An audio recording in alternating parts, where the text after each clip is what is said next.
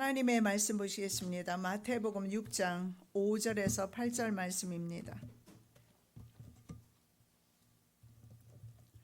또 너희가 기도할 때에 외식하는 자와 같이 되지 말라. 저희는 사람에게 보이려고 회당과 큰 거리 어귀에 서서 기도하기를 좋아하느니라. 내가 진실로 너희에게 이르노니 저희는 자기 상을 이미 받았느니라. 너는 기도할 때에 내 골방에 들어가 문을 닫고 은밀한 중에 계신 네 아버지께 기도하라. 은밀한 중에 보시는 네 아버지께서 갚으시리라. 또 기도할 때에 이방인과 같이 중언부언하지 말라. 저희는 말을 많이 하여야 들으실 줄 생각하느니라. 그러므로 저희를 본받지 말라. 구하기 전에 너희에게 있어야 할 것을 하나님 너희 아버지께서 아시느니라. 아멘. 하나님의 자녀들에게는 기도의 통로를 허락하셔서 아버지께 아뢰을 수 있도록 도우심을 감사합니다. 오늘 이 시간에 하나님의 응답을 바라보면서 우리 또한 기도하기를 원하면서 주의 말씀을 듣습니다. 이 시간에 계시 음성을 들려주시옵고 우리의 삶이 끝나는 순간까지 기도의 끈을 놓치지 아니하도록 도우시고 인도하여 주시옵소서. 거룩하신 예수 그리스도의 이름으로 기도드립니다. 아멘. 자, 우리 모든 분들은 다 기도를 합니다. 우리 예수 믿는 하나님의 자녀들은 다 기도를 합니다. 그런데 왜 하나님의 응답이 없는가? 우리가 이 시간에 한번 성경 말씀을 중심으로 해서 한번 살펴보기를 원합니다. 자, 먼저 외식적인 기도를 피하라고 5절에서 말씀하고 있습니다. 자, 기도할 때에 이렇게 말씀하는데, 자, 기도를 우리는 합니다. 그러면 기도할 때에 어떻게 할 것인가? 예수님께서 직접 가르쳐 주십니다. 그래서 예수님께서 가르쳐 주신 기도의 모범 답안은요, 오늘 본문 다음 구절부터 나옵니다. 그래서 기도가 잘 안 될 때는 바로 주께서 가르쳐 주신 주 기도문을 통해서 은혜 받으시는 시간 되시기 바랍니다. 자, 기도라는 것은요, 바로 인간이 모든 가지고 있는 문제, 그 어떤 문제이든 간에 하나님과의 관계 안에서 바로 직접 하나님께 말씀드리는 것이 바로 기도입니다. 사실은 기도가 어렵지는 않습니다. 왜냐하면 사람과 사람이 대화하듯이 하나님께 그렇게 대화로 하게 됩니다. 문제는 바로 하나님과의 관계 속에서, 즉 하나님과의 관계 안에서, 하나님과 자녀라는 관계 안에서 구할 때에 하나님께서 응답하신다.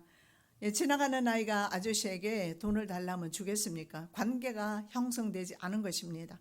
우리는 하나님께서 우리 아버지라는 관계가 성립이 되기 때문에 우리의 기도는 하나님 앞에 드릴 때 응답이 있다라는 사실을 반드시 믿으시면서 기도하시는 저와 여러분 되시기 바랍니다. 자, 예수님은 아들이 떡을 달라 하는데 돌을 줄 사람이 있겠느냐, 생선을 달라 하는데 뱀을 줄 사람이 있겠느냐, 이렇게 말씀하시면서 하나님은 우리의 기도에 응답하시는 분임을 말씀하고 있습니다. 그래서 누구나 기도할 수 있습니다. 그러나 누구나 응답받는 것은 아니라는 것입니다.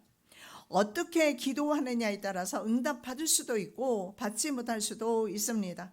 그리고 중요한 것은 누구에게 기도하느냐 중요합니다. 그래서 누구에게 기도하느냐에 따라서 응답이 있을 수도 있고 없을 수도 있다. 발과 아세라에게 기도했던 사람들은 응답이 없었습니다. 왜냐하면 죽은 신에게 기도했기 때문입니다.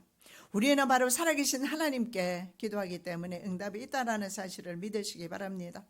자, 예수님은 기도할 때 두 부류를 말씀하고 있습니다. 바리새인처럼 기도하지 마라, 이방인처럼 기도하지 마라, 두 종류를 말씀하고 있는데, 그러면 두 종류가 기도하는 것을 보면 그들을 따라하지 아니하면 우리는 되겠구나 생각할 수 있습니다.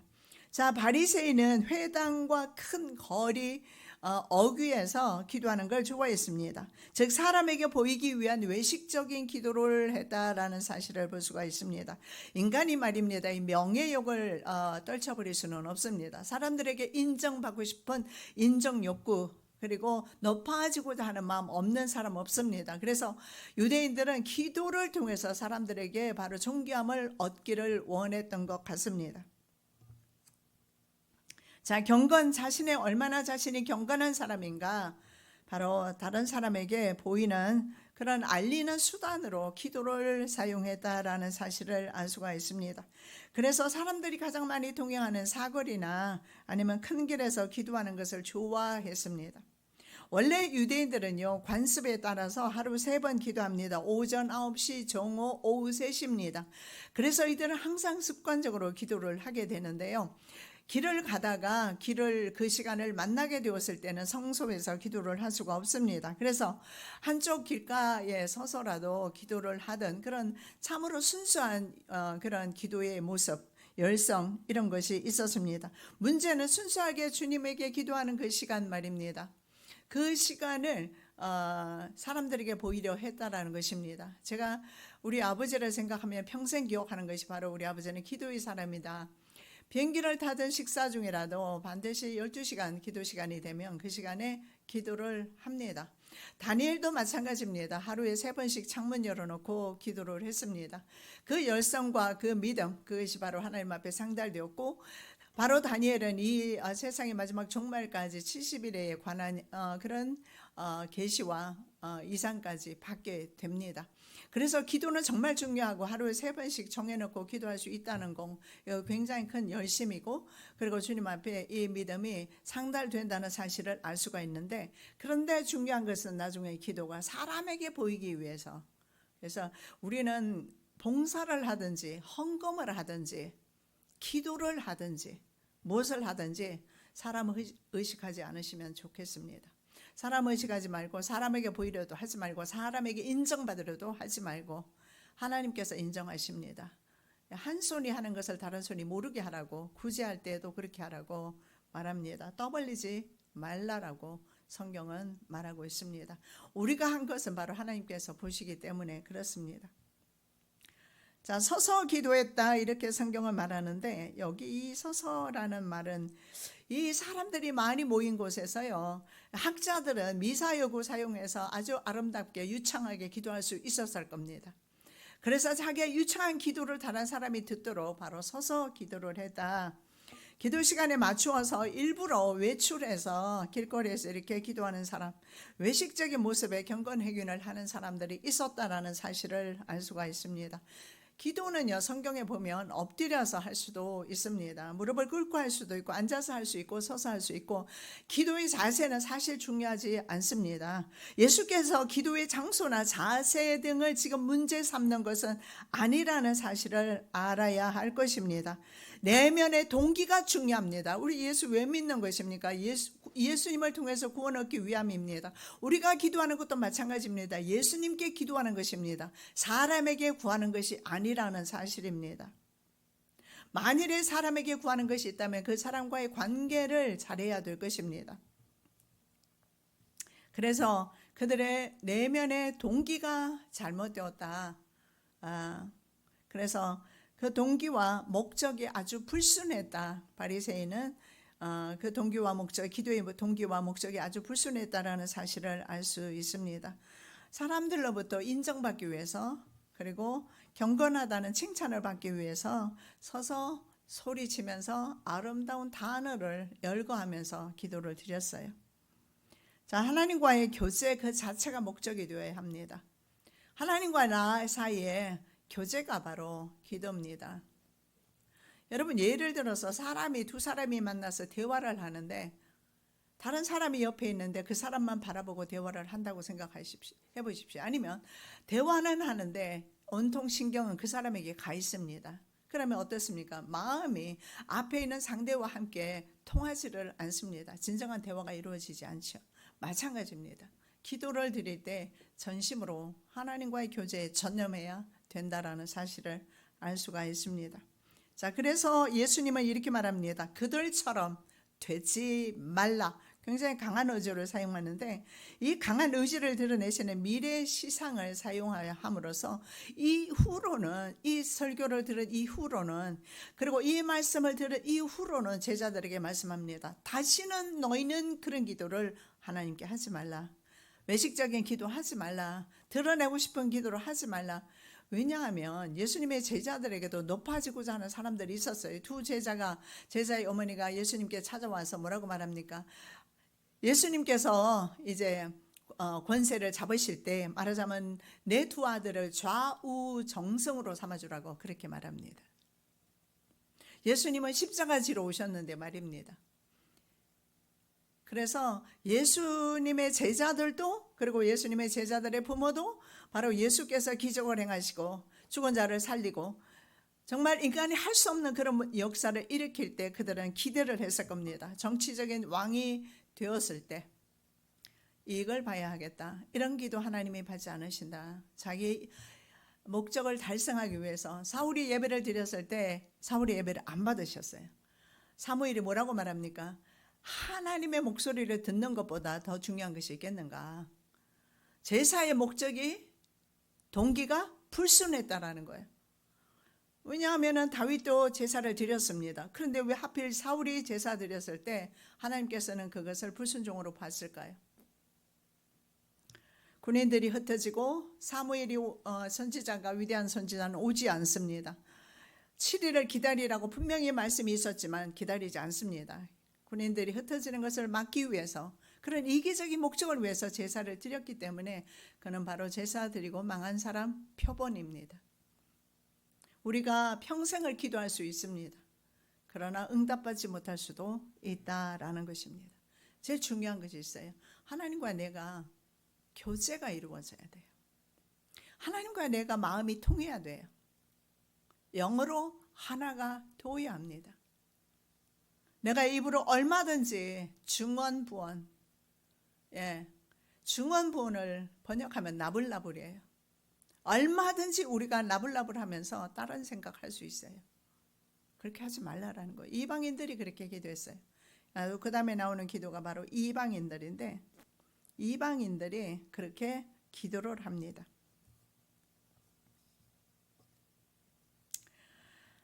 자, 그들처럼 너희는 기도하지 마라. 왜 기도하고도 응답받지 못하는 기도를 시간 낭비하면서 정력 낭비하면서 뭐하러 하느냐는 겁니다.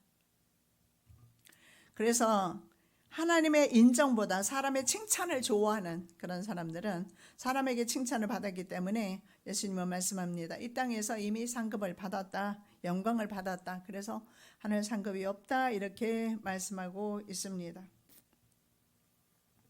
자, 6절에 보면 그러면 어떤 기도를 드려야 할까? 골방 기도를 드려라, 이렇게 말합니다. 네 골방에 들어가. 저는 개인적으로 통성으로 많이 기도하기도 하지만요, 제가 낮에 기도할 때 좋은 것이 하나 있어요. 나 혼자 마음껏 소리내쳐서 기도할 수 있기 때문에. 그래서 저는 낮에 교회에서 기도할 때가 많습니다.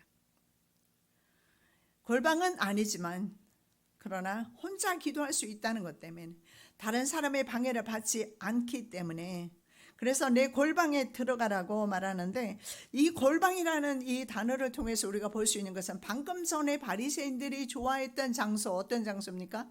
사거리라든가 큰 길에서 기도했던 그 모습과 아주 판이하게 달라요. 골방은 외식을 피하는 가장 좋은 방법 중 하나입니다. 그래서 경건한 유대인들은 골방에서 조용히 하나님께 기도를 드렸습니다. 자, 수넴 지역에 살고 있던 한 여인이요, 엘리사가 지나갈 때마다 지나가는 것을 보면서 자신의 집에 작은 방 하나를 만들고 침실을 넣고 책상을 넣어서 엘리사가 지날 때마다 머물게 하면서 음식을 제공을 하게 됩니다. 자, 그곳에서 엘리사가 기도하다가 바로 이 가정에 노부부입니다. 아이를 낳을 수 없는 그런 가정이에요. 그런데 이 가정에 자녀가 없다라는 사실을 알게 됩니다. 그리고 엘리사가 하나님께 기도하고, 그리고 자녀가 없던 그 가문에 아들을 얻게 돼요. 바로 엘리사의 그 골방 기도를 통해서 수넴 여인은 아들을 얻게 됩니다.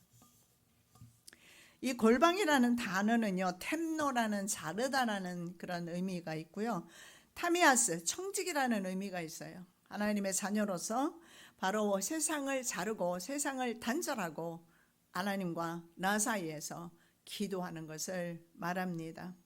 이 사람과도 단절이 되어야 되는데, 오늘날에 제가 봤을 때 기도하는 분들의 문제가, 가장 큰 문제가 핸드폰이더라고요. 여러분이 기도를 시작할 때는 핸드폰을 소리를 줄이거나 밖에 두거나, 그래서 저는 기도할 때 절대 교회당 안으로 가지고 들어오지 않아요. 그리고 여기서 기도하면 제 방에서 소리가 나면 들릴 때가 있지만 가지 않아요. 왜냐하면 하나님과 대화하는 시간이기 때문에 그렇습니다. 그래서 하나님과 기도할 때는 문자도 보지 마시고 카톡도 보지 마시고, 특히 기도하다가, 제가 방에서 많이 들으면 여기서 대부분의 기도하는 사람들이 막 한참 열심히 기도하다 전화 오니까 바로 받고 떠들고 또 기도하고 그렇게 하더라고요.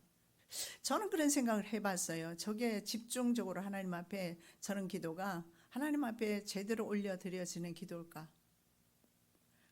제가 너무 지나친지는 모르겠지만, 하여간 이 골방이라는 이 단어 자체에, 타메이온이라는 단어 자체가 단절이라는 의미가 있어요. 세상과 단절하고 사람과 단절하고 핸드폰과 단절하고 그 외에 나를 방해하는 모든 것과 단절하고 나하고 하나님 사이에 기도할 수 있는 공간, 시간을 드려야 할 것입니다. 아무리 소원해도 내가 소원한다고 응답받는 것은 아닙니다. 방문을 닫는 것은 바로 자신과 하나님과 밀접하게 관계하면서 타인의 방해를 받지 아니하고 은밀하게 하나님과 대화를 나누자는 그런 의지를 반영한 것입니다. 자, 이사야 선지자가요, 마지막 심판날의 무서운 상황을 예언하면서 주신 말씀이 있어요. 이사야 26장 20절, 내 밀실에 들어가서 내 문을 닫고 분노가 지나기까지 잠깐 숨을 지어다. 이 밀실이 바로 골방입니다. 예수님께서 이 말씀을 인용을 하고 계시는 거예요. 내 골방에 들어가서 내 문을 닫고 하나님의 분노가 지날 때까지 잠깐 숨을 지어다. 하나님의 분노가 지날 때까지 마지막 심판을 가리키고 있어요. 무슨 말일까요? 심판날을 두려워하는 심정. 지금 전쟁이 일어났습니다. 지금 굉장히 어려운 일이 내게 생겼습니다. 그런 하나님의 분노의 날에 내가 얼마나 절박하게 기도하겠습니까? 우리가 이렇게 이 절박한 심령으로 하나님 앞에 기도를 하라는 겁니다. 우리는 너무 여유가 많이 있습니다. 주시거나 말거나, 하나님께서 주시거나 말거나 상관없어요. 왜냐하면 내 힘으로 노력하면 난 살 수 있으니까.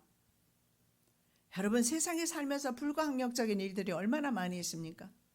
내가 그렇게 건강에 신경을 씁니다. 건강 염려증까지 있어요. 그러면서 조금만 아파도 병원을 출입하면서, 그리고 온갖 좋은 음식, 한국만큼이잖아요. 건강에 좋은 음식 많은 곳도 없더라고요, 보니까. 저도 이렇게 여러 가지 증세들이 있어서 관심 있게 많이 봅니다. 그래서 보면 참으로 우리 몸에 좋은 것들이 한국에 많이 있어요. 그래서 그런 것을 먹습니다. 건강에 좋은 것을 다 먹어요. 그런데도 불구하고 어느 날 갑자기 인간이 절대 고칠 수 없는 그런 병이 와버립니다. 어떡하실 겁니까? 그러한 때가 왔을 때처럼 하나님 앞에 기도하라는 겁니다. 그러니까 우리가 하나님 앞에 기도드릴 때 어떤 마음의 자세로 드려야 되는가? 이렇게 간절한 마음 가지고 내가 이제는 죽을 병에 걸렸어요. 그런 심정으로 하나님 앞에 기도를 하라는 것입니다.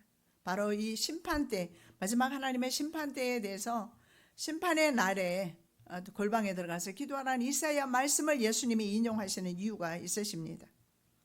자, 그렇게 하면요, 역시 6절에 보면요, 은밀한 중에 보시는 이 아버지께서 갚으시리라. 은밀한 중에 골방입니다. 하나님의 신실하신 품성을 반영하는 약속인데요, 하나님은 신실하시고, 그리고 하나님께서는 하나님만 바라보는 이 종을 위해서 갚아주신다라는 겁니다. 그 어떤 사람이나 인간의 노력이나 그 모든 것을 포기하고 골방에서 홀로 하나님만을 바라보고 진심으로 구하는 기도를 모두 들으시고 갚으십니다. 아수르 군대 18만 5천 명이 예루살렘을 포위했습니다. 자, 그 당시에 이사야라는 위대한 선지자가 있었습니다. 그러나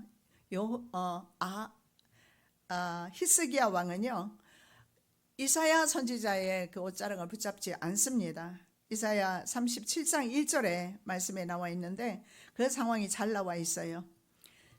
자신은 어디로 가느냐 하면 성소로 갑니다. 그들이 보낸 편지가 있어요. 하나님과 이스라엘을 모욕하는 편지입니다.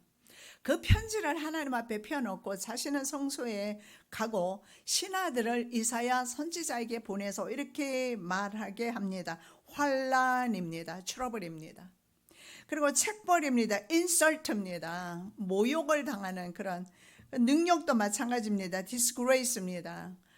수치입니다. 모욕과 수치를 당하고 있다. 하나님의 자녀인데, 하나님의 백성인데, 하나님의 도성인데 이방 나라에 의해서 완전히 포위되어서 꼼짝달싹할 수 없는 그 상황 속에서 굶어 죽을 수밖에 없는 그 상황 속에서 이런 수치를 어떻게 이스라엘 백성이 당하고 있습니까?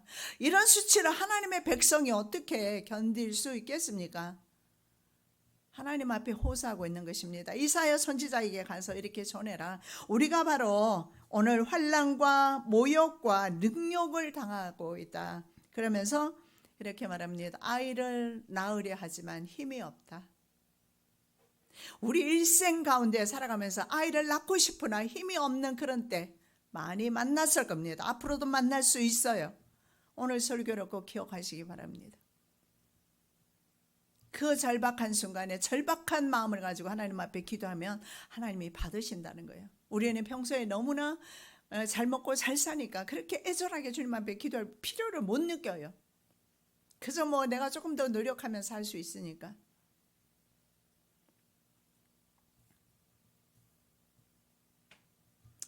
아이라는 이 아이를 낳을 수 없는 환경은 바로 골리앗이라는 환경 속에 있는 이스라엘 백성을 볼 수가 있습니다. 정말 히스기야는 기도하는 왕이었습니다. 그리고 히스기야가 또 기도한 부분이 또 기록이 되어 있어요. 얼마나 기도가 중요합니까? 그리고 히스기야는 기도하는 것이 다 응답받는데요. 히스기야가 이렇게 하나님 앞에 기도했을 때 그 다음날 아침에 18만 5천 명이 전염병에 걸려서 싹 다 죽어버립니다. 산헤립은 얼굴이 뜨뜻해서 고국으로 돌아갔다가 자기 아들에게 죽임을 당해요. 하나님은 확실하게 갚아주세요. 기도하는 종을 위해서. 히스기야는요 또 한 번 이제 하나님의 앞에 드리는 기도를 통해서 응답을 받습니다. 이사야 선지자가 와서 이제 네가 죽을 것이다 유언해라. 그리고 이제 이사야 선지자가 밖으로 나갑니다. 역시 이때도 이사야 선지자 붙들고 사울처럼 그렇게 애걸복걸을 하지 않습니다. 그는 다시 벽을 향해서 통곡하면서 하나님 앞에 기도하기 시작합니다. 미처 말입니다. 이사야 선지자가 성을 빠져나가기 전에 하나님께서 응답하셔요. 그가 기도할 때 이렇게 기도합니다. 하나님, 내가 선하게 행한 것을 기억하여 주시옵소서. 히스기야 왕은 어떤 선한 일을 했을까요? 유월절을 회복시켰고 우상 숭배를 타파하는 그런 왕이었어요. 평소에 바로 하나님의 보셨을 때 바로 하나님의 선한 왕이었습니다. 그래서 내가 하나님 앞에 선하게 했던 것을 기억하시고 하나님 나를 내 기도를 들어 응답하여 주시옵소서. 그 다음에 말씀이 바로 하나님의 응답의 말씀 열왕기하 20장 5절입니다. 내가 내 기도를 들었고 내 눈물을 보았노라. 내가 너를 낫게 하리니 내가 3일 만에 여호와의 손에 올라가리라.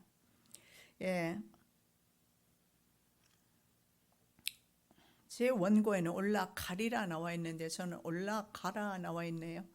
다른 것을 인용하셨나요? 올라갈 것을 말씀하고 있습니다. 그래서 올라가리라. 올라갔을까요? 3일 후에 올라갔습니다. 히스기야는 그러면 3일만 살았겠습니까? 15년을 더 살았어요.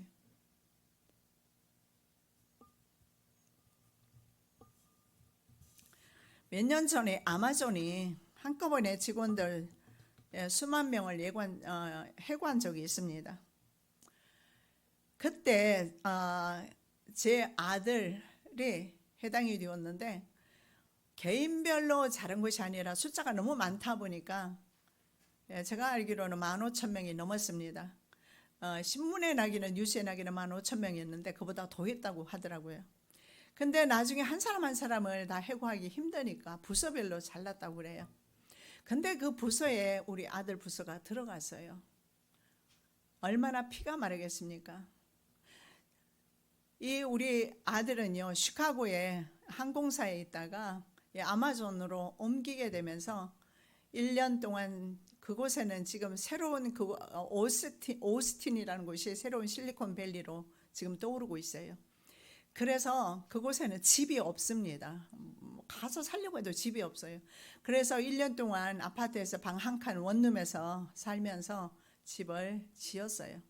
그리고 1년 만에 집을 들어간 지 얼마 되지 않았어요. 그런데 자기 부서가 정리해고 부서에 들어가 버린 겁니다. 그랬을 때 피가 말랐을 겁니다. 아이를 낳으려 하나 해산할 힘이 없다라는 말을 정말 절감했을 겁니다. 너무너무 힘들었고 심지어 기도하는 어머니한테조차도 말하지 않고요. 결정 나중에 다 끝난 후에 저에게 알려줘서 제가 알았어요. 근데 그때 아이들이 두 사람이 오직 하나님만 바라보면서 기도했다고 합니다. 정말 절실하게 아이를 낳으려 하나 해산할 힘이 없는 상태. 이제는 방법이 없잖아요. 회사에서 자르겠다는데 무슨 방법이 있습니까? 그래서 하나님 앞에 기도만 드렸답니다. 2주쯤 지났어요. 어떤 마음이 왔느냐 하면 하나님께서 좋은 길로 그 길이 어떤 길이든지 하나님께서 인도하실 곳이라는 믿음이 오면서 그때부터 밥도 제대로 먹을 수 있고 우리 며느리 같은 경우에도 상당히 이렇게 좀 예민한 편이거든요. 근데 밥도 먹고 감사도 나오고 찬양도 나오고 기도도 나오고 그리고 연희 때와 똑같이 아무렇지도 않게 그 2주간을 또 지낼 수 있었다고 합니다. 어쩌면 하나님께서 그 순간을 보시지 않았을까요? 기도의 응답은 이런 것입니다. 절대 마음에 두려움이 없어질 수가 없는 상황에서 두려움이 없어지는 것이 믿음이에요. 이것이 바로 기도의 응답이고, 응답은 미리 오는 것이 아니라 벌써 마음의 평강으로 먼저 온다라는 사실을 알 수가 있어요. 그리고 2주 후에 연락이 왔습니다. 컴퓨터 엔지니어입니다. 그래서 이 부서는 자르면 안 된다. 이 부서는 해고하면 안 된다. 그래서 이 부서는 전체를 다시 살렸답니다. 살리고 대신에 다른 부서가 잘려나가서 그것 보면서 아들 내외가 또 자기가 알고 있는 부서거든요. 알고 있는 사람들이에요. 그 사람들은 또 어떡할까 기도했다라고 하는 말을 들은 적이 있습니다. 자, 해결할 수 없는 그 상황 속에서 하나님만을 바라보는 자녀를 하나님께서 외면하지 않으셨어요. 여러분, 환경이 열리는 것이 먼저가 아닙니다. 하나님을 신뢰하는 것이 먼저입니다. 내가 기도를 했다면 기도의 응답은 바로 하나님을 신뢰하는 쪽으로 가게 되어 있습니다. 자, 다니엘은 어떻습니까? 페르시아 제국의 총리였습니다. 그러나 그는 먼저 하나님의 자녀였습니다. 사자굴에 들어가는 그런 상황 속에서도 다니엘은 하루에 3번씩 골방에서 기도하는 그 기도를 멈추지 않았습니다. 자, 그리고 결론은 어떻게 되었습니까? 사자굴에 들어갔어요. 그러나 하나님께서는 그 믿음까지도 보셨습니다. 자, 이 다니엘은 죽으면 죽으리라는 그런 각오로 절대 하나님을 배신하고 싶지 않았고 기도를 끊고 싶지 않았고 하나님 앞에 드리는 이 3번 기도 간구를 멈추고 싶지 않았습니다. 이 환경 때문에, 골리앗이라는 환경 때문에 그는 끝까지 기도했고 기도한 결과가 사자 굴속이었어요. 사드락과 메삭과 아벳느고도 절하지 아니했다는 이유로 풀무불 속에 들어갔습니다. 실제로 그렇습니다. 우리가 믿음을 지킬 때 환난 속에 들어갈 수도 있습니다. 그런데 사람들은 환난 전에 들어가기 전에 하나님을 먼저 배신해버립니다. 왜냐하면 환경이 무서우니까. 우리는 너무나 쉽게 하나님을 버려요. 그러나 다니엘과 세 친구는 끝까지 하나님을 버리지 않습니다. 나는 저 불 속에 들어갈지라도, 나는 저 사자굴 속에 들어갈지라도 기도를 멈추지 아니하며 하나님을 예배하는 것을 멈추지 않을 것이야. 들어갔어요. 그 다음에 내용은 너무나 잘 알고 계시잖아요. 하나님은 그들을 구원하셨습니다. 자, 7절에 보면 또 하지 말라 되어 있습니다. 이방인과 같이 중언부언하지 말라 이렇게 말씀하고 있습니다. 7절입니다. 또 기도할 때에 이방인과 같이 중언부언하지 말라. 그들은 말을 많이 하여야 들으실 줄 생각하느니라. 여기에 특징이 이방인은 뭡니까? 말을 많이 하는 거. 바리새인들의 문제는 내면의 동기가 악하다고 그랬어요. 그런데 여기서는 뭡니까? 내면의 동기보다는요, 많은 양의 기도, 기도의 내용에 중점을 두고 있습니다. 내용이 길어야 된다. 신에게 기도할 때 그 내용이 길어야 된다. 그래서 중언부언인데 바벌링이라고 하는데 나불나불이라는 뜻입니다. 단어를 계속 나열하는 의미도 있지만 사실은요, 말을 길게 하거나 의미 없는 말을 계속 하는 것인데 주문이 거기에 들어갈 것입니다. 자, 이방인들은 기도 양이 길면 길수록 신이 들어줄 것이라고 생각을 했어요. 그리고 같은 기도를 반복해서 하면 그 기도 효력이 강화되어서 쉽게 자신들의 요구가 받아들여지고 응답이 있을 것이라고 생각을 합니다. 그래서 이런 미신적인 생각을 가진 이방인들의 어리석은 신앙관에 미혹되지 말라라고 말합니다. 왜냐하면 이것은 하나님이 이런 기도는 듣지 않으신다. 말을 많이 하는 것이 중요한 것이 아니다. 자, 이세벨은요 어떻게 했습니까? 숫자로 엘리야를 제압하려고 바알 선지자, 아세라 선지자 850명을 보내요. 영적 전투가 바로 갈멜산에서 이루어지는데 이 850명이 어떻게 합니까? 아침부터 저녁 될 때까지, 정오될 때까지 뛰놀았어요. 그래도 안 돼가지고 저녁 될 때까지 계속 제단 주위에서 뛰놀았다. 아마 지축이 흔들릴 정도로 뛰놀지 않았을까. 850명이 뛰었으니까요. 온갖 정성과 힘을 다해서 기도했습니다. 심지어는 칼을 가지고 자기 몸을 찔러가면서 피를 흘리면서 기도했어요. 그런다고 해서 죽은 하나님이 응답하겠습니까?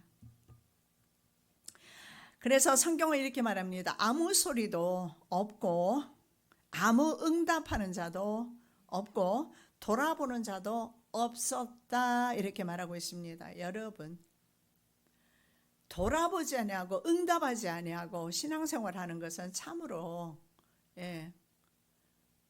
신앙생활의 어려움입니다. 우리가 예수를 믿는 것은, 우리가 주님을 신뢰하는 것은요, 우리가 주님을 신뢰하고 기도하는 것은요, 이 응답이라는 것이 있기 때문이에요. 이거 없으면 참으로 신앙생활 자체가 어려워요. 때로는 짜증나고 화도 나고 속상하기도 하고 그만두고 싶기도 하고 별의별 생각이 다 들 겁니다. 그러나 하나님의 응답을 경험한 사람은요, 그래, 이런 환경이 왔을 때, 아이를 낳으려 하는데 힘이 없는 그런 환경이 왔을 때, 그래, 하나님이 계시지, 하나님께 기도하자. 그러면 어떻게 될까요? 환경은 여전히 그대로입니다. 그런데 중요한 게 있어요. 내 마음에 확신으로 가득 차게 되고 하나님에 대한 신뢰와 믿음으로 가득 차 넘치게 되고 기쁨이 와요. 응답은요, 하나님, 우리가 기도하는 제목의 응답들은 실제로 응답이 이루어지는 것은 하나님의 때에 하나님께서 하십니다. 그런데 그 전에 먼저 하나님을 신뢰하는 믿음으로 온통 가득 차게 될 것입니다. 자, 그렇다면 이스라엘의 하나님은 말을 많이 해야 들으신 하나님인가? 아니라는 거예요. 그렇다고 짧고 간단한 기도만 들으신다는 의미도 아닙니다. 예수님을 보십시오. 잡히시기 전에 겟세마네 동산에서 온 밤을 지새워서 기도를 드렸어요. 그도 그럴 것이, 예수님은 육신의 몸을 입고 오셨어요. 어떤 분은 인성을 부인하는데 어떤 사람들은, 이단들은 인성을 가지고 계셨어요. 우리가 창에 찔리면 아파요. 칼에 찔리면 아파요. 십자가에 못 박히면 아파요. 우리와 똑같은 그런 아픔을 느끼셨어요. 예수님도. 그래서 예수님은 할 수 있으면 이 잔이 지나가기를 원합니다. 그러나 하나님의 뜻이 내게서 이루어지기를 원합니다. 당신이 십자가에 달려서 죽지 아니하면 인류가 구원받을 수 없다는 사실을 알고 계십니다. 그래서 십자가를 지셔야 했고 온 밤을 지새워서 땀방울이 핏방울처럼 보일 정도로, 변할 정도로 기도하셨어요. 긴 기도 자체를 나무라는 것 아닙니다. 주님과의 관계 속에서 마음 없는 기도, 주님과 영어로 함께 하지 못하는 기도, 이런 기도는 소용이 없다. 오히려 반복되는 이런 주문은 신을 질리게 한다는 사실을 알 수가 있습니다. 그래서 하나님이 받으시는 기도는요, 기도의 길이나 시간에 그리고 장소에 관계없습니다. 그저 믿으시기 바랍니다. 하나님의 자녀에 언제나 귀를 기울이고 계신다는 사실을. 제가 상대적으로 딸이 지금은 그렇게 생각한 사람 없지만 어릴 때는 너무너무 약했어요. 그래서 12살 되기 전에 디스크가 올 것이고 의사가 별의별 말을 많이 했어요. 그리고 실제로 너무너무 약했어요. 바람 불면 날아갈 정도로. 그래서 딸이 놀러 나가 있을 때는요, 추워도 제가 창문을 열어놔요. 왠지 아십니까? 애가 너무 이제 왜소하고 약하니까요, 남자애들이 그냥 밀어버려요. 그리고 때리기도 하고. 그러면 제가 뛰어나가지 않아도 돼요. 엄마 하고 소리쳐요, 얘가. 그러면 저는요, 창문 내다보고 바로 대답해요. 그러면 아이들이 도망가요. 하나님께서 바로 우리에게 그렇게 기다리고 계신다는 사실을 믿으셔야 해요. 우리가 하나님의 자녀니까. 엄마라고 그 단어, 엄마라는 그 외침 한마디에 바로 엄마는 하던 모든 일을 제치고 바로 뛰어나가서 이 아이가 다치지 않았는가 체크합니다. 주님이 살아계시고 그 주님이 나의 주님이라는 것을 내가 굳게 믿고 우리는 기도를 드려야 돼요. 자녀의 기도에 귀를 기울이고 계신다는 사실을, 그리고 기쁘게 응답해 주실 것을 믿는 믿음이 있어야 되는데, 성경에 보면 믿음이 없이는 하나님을 기쁘시게 할 수 없다라고 말씀합니다. 그래서 히브리서 12장 6절에 보면 하나님께 나아가는 자, 하나님의 성도는 그가 계신 것을 믿어야 한다. 그러면 어려움이 오면 당연히 그에게 요구할 것 아닙니까? 여러분, 내가 성인이 되었을 때 내가 모든 일을 결정하고 내가 처리합니다. 그런데 내게 능력 있는 부모가 있고 능력 있는 보호자가 있다고 생각해 보십시오. 진짜 내가 할 수 없는 일을 당했을 때 내가 하려고 계속 고생하시겠습니까? 그분에게 요청하지. 그분은 반드시 내 문제를 해결해 줄 수 있는데, 그리고 해결해 줄 의사도 있고.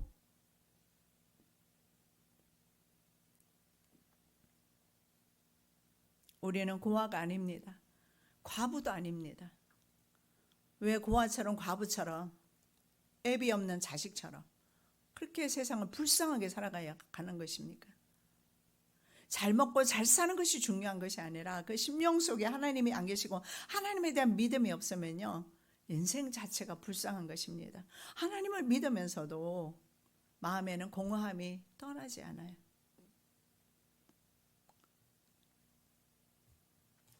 자, 이방 지역과 밀접해 있었습니다. 갈릴리 지역이. 그래서 유대인들은요, 이방인들과 교제도 했고 그들과 함께 살고 있었기 때문에 이방 관습에 물들여져 있었어요. 우리도 마찬가지입니다. 세상에 살고 있지 않습니까? 그래서 이사야 선지자는요, 이방의 갈릴리라 이렇게 말했는데, 그거 아십니까? 예수님께서 바로 이방의 갈릴리에 오셨다는 거. 바로 이방의 갈릴리에 빛이 비쳤다라고 요한이 말하고, 그리고 이사야 선지자가 말씀합니다. 자, 이런 역사적 배경 속에서 그들의 잘못된 관행, 기도 관행을 따르지 말 것을, 세상 사람들이 하는 방식대로 살지 말 것을 말씀하고 있습니다. 마지막으로 구하기 전에 알고 계신다라는 사실을 우리가 믿을 필요가 있겠습니다. 8절입니다. 구하기 전에 너희에게 있어야 할 것을 하나님 너희 아버지께서 아시느니라. 자, 아신다라는 것은 오이덴이라는 뜻이에요. 이 오이덴이라는 뜻이 뭐냐면 관계적 용어예요. 부모와 자식 간의 그 관계 말입니다. 아니면 부부 관계를 말합니다. 부부 관계 속에서는 서로 물질적인 것뿐만 아니라 모든 것을 공유하면서 공급을 합니다. 부모 자식 간에도 마찬가지입니다. 공급을 합니다.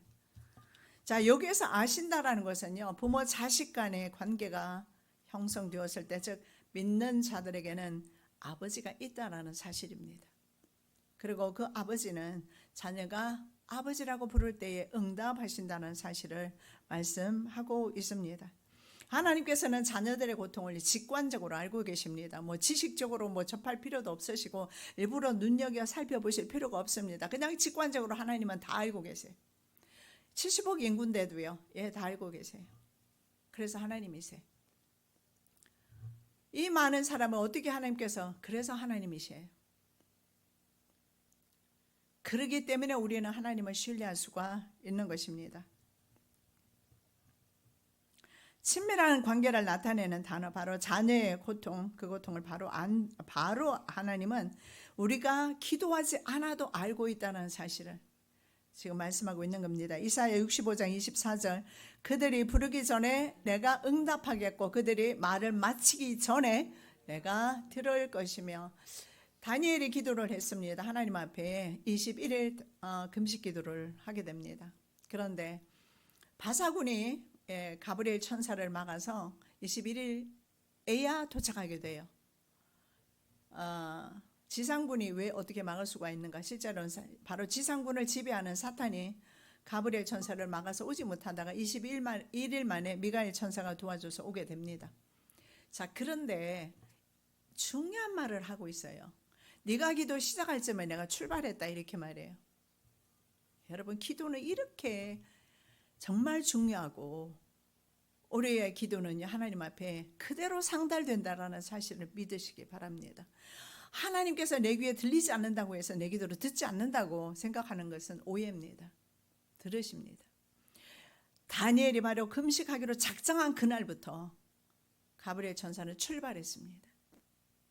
응답은 21일 후에 왔지만요, 그들이 부르기 전에 내가 응답하고 말을 마치기 전에 내가 들을 것이다. 하나님은 우리의 모든 삶에 언제나 함께 오셨습니다. 그래서 모든 필요도 알고 계신다라는 사실입니다. 그렇다면 하나님께서 그런 모든 필요를 알고 계시니까 구할 필요가 없겠네, 기도할 필요가 없겠네, 이 생각 또한 잘못된 생각입니다. 미국 듀커 대학 병원의 한 연구 결과입니다. 매주 교회에 나가는 사람들, 그 설치를 해봤겠죠. 통계를 냈는데 매주 교회에 나가는 사람들은 병원에 입원할 가능성이 훨씬 적었다라는 통계가 있어요. 그리고 병원에 입원해도 입원 그 기간이 교회에 출석하지 않는 사람보다 짧았다 이렇게 보고하고 있습니다. 참 신기하지요. 여러분, 경제 자유도가 높은 나라들만 생각해봐도 알 수 있지 않습니까? 다 기독교 국가입니다. 경제 자유도가 낮았던 아시아 쪽은 전부 불교, 유교였어요. 아니면 힌두교. 자, 응답이 내 생각과 다르게 올 때도 있습니다. 우리가 겪는 고통은 대부분 뭡니까? 개인적인 것들이에요. 사업 실패라든가 돈 문제죠.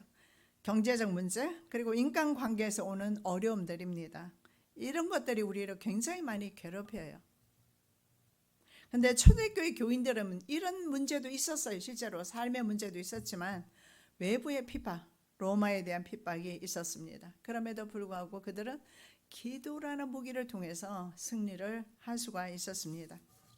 자, 하나님은요, 인격적이시고 전지전능하십니다. 그래서 우리 자신보다, 나 자신보다 나를 더 잘 알고 계시고, 그리고 심지어는 우리가 신음소리를 낼 때 하나님은 들으십니다.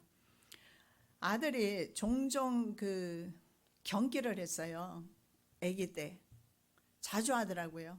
애가 갑자기 졸도를 하는데 옆에 아이 아버지가 잡니다. 아빠가 자고 나도 자고 아이가 있어요. 그런데 아빠도 미처 느끼지 못하고, 그런데 나는요, 아이가 파닥거리는 소리를 듣고 바로 깼어요. 파닥거리는 소리 보니까 몸이 뒤틀려지더라고요. 바로 그 순간에 제가 아이를 줄쳤고 바로 병원으로 쫓아갔던 기억이 있어요. 작은 신음소리도 주님은 들으십니다. 왜 기도하지 않으시는 겁니까? 탄식 소리도 주님은 들으십니다. 출애굽기 6장 5절입니다. 이제 애굽 사람이 종으로 삼은 이스라엘 자손의 신음소리를 내가 듣고 나의 언약을 기억하노라. 신음소리 분명히 들으신다고 말씀합니다. 중얼거림도 듣는다고 말씀합니다. 마지막으로 제가 하고 마치겠습니다. 제가 오래전의 이야기지만 하나님을 만난 사건입니다. 기도하러 갔는데 다른 사람들은 방언으로 기도하고 통성으로 기도하고 열심히 기도하지만 저는 3분도 기도할 수 없었어요. 할 말이 없었어요. 그리고 혼자 앉아서 이렇게 중얼거렸어요. 하나님이 살아계신다면 저 사람들 기도만 들어주시고 왜 내 기도는 듣지 않으시는 겁니까? 이 말이 떨어지자마자 저는 천둥 소리 들었어요. 이사야 59장의 말씀입니다. 내가 네 기도를 듣지 못하는 이유는 너와 나 사이에 가리워진 죄악의 담 때문에 듣지 못했다. 여러분, 그 천둥 소리 듣고 저는 완전히 삶이 바뀌었고 세상의 사람이었다가 하나님의 사람이 되어서 지금 제가 이 자리에 서 있습니다. 그리고 여러분에게 그 하나님은 살아계신다 산 증인으로서 말씀을 드리는 겁니다.